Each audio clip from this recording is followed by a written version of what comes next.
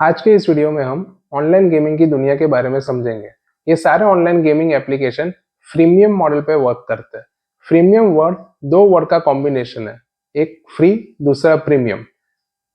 Free का मतलब ये है, ये लोग आपको पहले फ्री में गेम खेलने के लिए इनवाइट करेंगे, फिर जैसे जैसे आप इस गेम को खेलने लग जाएंगे तब वो आपके सामने प्रीमियम मॉडल लाके रख देंगे।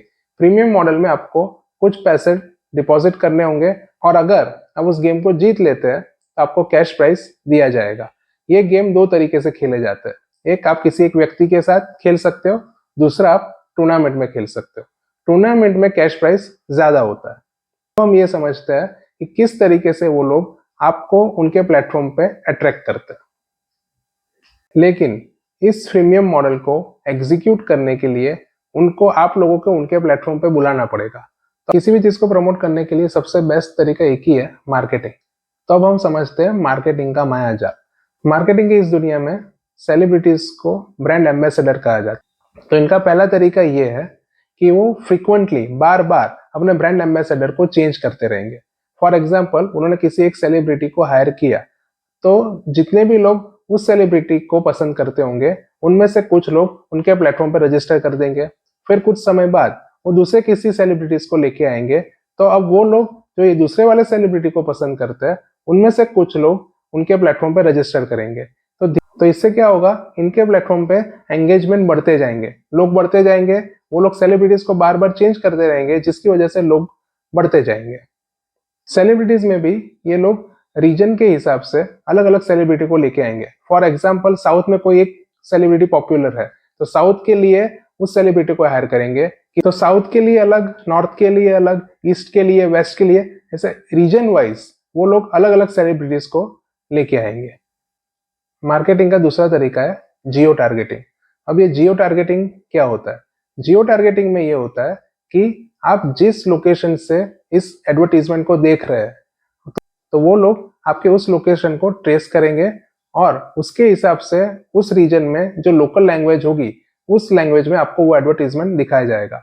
आपने नोटिस भी किया होगा कि अगर आप गुजरात में रहते हैं और किसी काम से आपको मुंबई जाना पड़ता है तो जब आप मुंबई में हो तब सारी एडवर्टीजमेंट आपको मराठी में ज्यादातर देखने को मिलेगी। तो ये लोग आप किस लोकेशन में किस वक्त कहाँ पे हो इस पे नजर रखते हैं, जिसके हिसाब से आपके सामने एडवर्टीजमेंट आता है। जब आपको आपकी लोकल लैंग्वेज में वो एडवर्टीजमेंट देखने को मिलता है तब उससे ज्यादा इमोशनली कनेक्ट हो जाते हो और हो सकता है कि आप जाके उनके प्लेटफॉर्म पे रजिस्टर करें।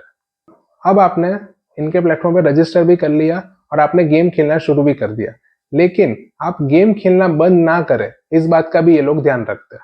इसके लिए इनके पास दो तरीके हैं। एक, पहला, ये लोग आपको देते हैं बोनस। बोनस में क्या होगा कि अगर आप एक गेम के लिए 100 रुपए इस गेम में डिपॉजिट करते हैं तो वो उनकी तरफ से आपको और 100 रुपए देंगे, जिसकी वजह से आप डबल गेम खेल सके।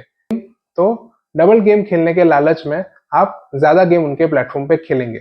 दूसरा इनका तरीका है मैच मेकिंग कॉन्सेप्ट। ये मैच मेकिंग कॉन्सेप्ट शादी के लिए यूज होता है, उसी कॉन्सेप्ट को ये लोग यहाँ भी इंप्लीमेंट करते हैं। इस आपके सामने आपके ही लेवल के जो स्किल्ड प्लेयर है, जिसके अंदर आपके जैसी ही स्किल्ड है, उसको आपके सामने लाके बिठा देंगे। जिससे क्या होगा, जब आप दोनों के बीच में गेम खेला जाएगा, जब मुकाबला होगा तो एकदम टक्कर का होगा, जिसमें अगर आप जीत जाओगे तो आप हिम्मत से दूसरा गेम खेलोगे, अगर आप हार जाओगे तो जीतने के जुनून में आप ज्यादा गेम खेलोगे। तो हम समझते हैं कि ये ऑनलाइन गेमिंग की इंडस्ट्री कितनी बड़ी है। तो एक डेटा के हिसाब से 2019 में इस इंडस्ट्री का मार्केट साइज था $335 मिलियन, जो अभी 2024 में बढ़ के $1.4 बिलियन बन चुका है। अगर इसका ईयर ऑन ईयर मतलब साल दर साल कितने परसेंटेज से ये मार्केट बढ़ रही है तो वो परसेंटेज निकल के आता है 11.49। तो इतनी तेजी से ये मार्केट जो बढ़ रहा है उसका रीजन क्या है? इसके मेन 3 रीजन है। पहला रीजन हमने देखा ही है, पिछले कुछ सालों में स्मार्टफोन का पेनिट्रेशन यानी कि स्मार्टफोन का सेलिंग इतना बढ़ गया है कि जितने घर में लोग होते हैं उससे ज्यादा स्मार्टफोन्स आने लगे। दूसरा इसका रीजन ये है कि अफोर्डेबल डेटा प्लान्स। आजकल जो हम रिचार्ज करवाते हैं वो काफी अफोर्डेबल हो चुके हैं, जिसके अंदर हमें दिन का 1.5 GB, 2 GB, 2.5 GB तक का डाटा मिल जाता है। तो जितना ज्यादा डाटा मिलेगा उतना ही ज्यादा हम इस गेम को खेल पाएंगे और ये डाटा काफी कम कीमतों पे दिया जाता है। तीसरा, इन्फ्लुएंसर मार्केटिंग। ये लोग ऐसे लोगों से मार्केटिंग करवाते हैं जिसका इन्फ्लुएंस आपके ऊपर होता है, उनको ये चीज करता देख आप भी ये चीजें करने लगते हो। इसी वजह से ये मार्केट इतनी तेजी से ग्रो कर रहा है। अब हम ये समझते हैं कि ऑनलाइन गेमिंग की वजह से आप लोगों पे इसका क्या इफेक्ट होता है। तो सबसे पहला इफेक्ट होता है एडिक्शन। एडिक्शन यानी लत लगना। जैसे जैसे आप इस गेम को खेलते जाओगे, कभी जीतोगे कभी हारोगे, लेकिन आपको इसकी लत लग जाएगी। लत लगने की वजह से ज्यादा टाइम आप ऑनलाइन गेमिंग प्लेटफॉर्म पर बिताने लगोगे, जिससे आपकी मेंटल हेल्थ काफी हद तक खराब हो जाएगी। आप एंजाइटी फील करोगे, आपको गुस्सा ज्यादा आएगा, आप चिड़चिड़े हो जाओगे, जिसकी वजह से आपके आपके फैमिली मेंबर्स के साथ जो रिलेशन है वो भी खराब होंगे। आप अपने मम्मी पापा से बात नहीं करोगे, अपने भाई बहनों से बात नहीं करोगे, अपने दोस्तों से नहीं मिलोगे, तो इसका बहुत गहरा असर आपकी मेंटल हेल्थ पे पड़ता है। साथ ही साथ जैसे जैसे लोग गेम खेलते जाते हैं, हो सकता है वो लोग इस गेम में हारते जाए।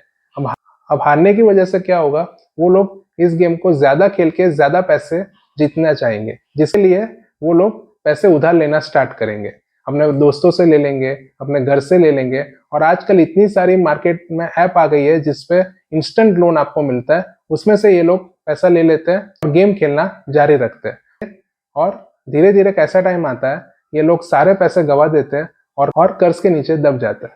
साथ ही साथ जैसे मैंने कहा कि जितने घर में लोग होते हैं उससे ज्यादा स्मार्टफोन्स आने लगे। ये ऑनलाइन गेमिंग के प्लेटफॉर्म पे एक एज डिसाइड की गई है कि 18 साल से नीचे के लोग इस गेम को नहीं खेल सकते, लेकिन घर में स्मार्टफोन अवेलेबल होने की वजह से एक 14 साल का भी बच्चा अगर चाहे तो इस गेम को इजीली खेल सकता है। अब हम एक चीज समझते हैं, जो भी सारी बातें मैंने आपको बताई, ये बातें जो मुझे पता है, ये सारी बातें गवर्नमेंट को भी पता है। गवर्नमेंट इन एप्लीकेशंस को कंप्लीटली बैन क्यों नहीं कर रहा है? तो अब इसके रीजन के बारे में समझते हैं। इसका पहला रीजन है स्टेट इंटरफियरेंस। हमारे भारत देश में दो सरकार चलती है, एक सेंट्रल गवर्नमेंट और एक स्टेट गवर्नमेंट। अगर सेंट्रल गवर्नमेंट चाहे भी कि इन एप्लीकेशंस को बैन कर दिया जाए, तो भी उनको स्टेट गवर्नमेंट से इसके लिए बात करनी पड़ती है। हमारे देश में कुछ स्टेट ऐसे हैं जिन्होंने इस गेम को कंप्लीटली बैन किया हुआ है, और कुछ स्टेट ऐसे जिन लोगों ने इस एप्लीकेशन को बैन नहीं किया है। तेलंगाना, आंध्र प्रदेश जैसे स्टेट्स है जिस स्टेट में आप इस एप्लीकेशन को यूज नहीं कर सकते। महाराष्ट्र, गुजरात ऐसे स्टेट में इस एप्लीकेशन को यूज करना लीगल है।